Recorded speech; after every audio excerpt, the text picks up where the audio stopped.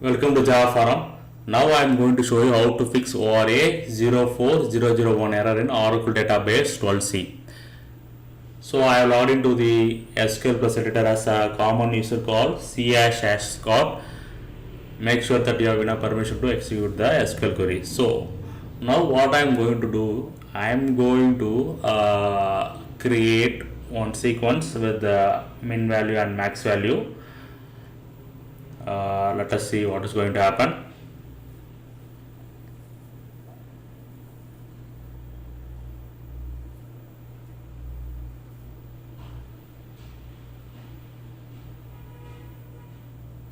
Okay, so here you can see that ORA-04001 sequence number min value must be an integer.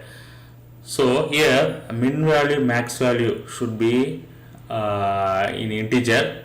So everything should be in integer. Okay, there is no floating or decimal values while creating sequence. Okay, so I am adjusting the SQL statement now.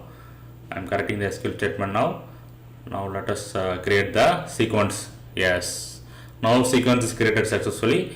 Make sure that all values must be in integer. That is a fix for ORA 04001.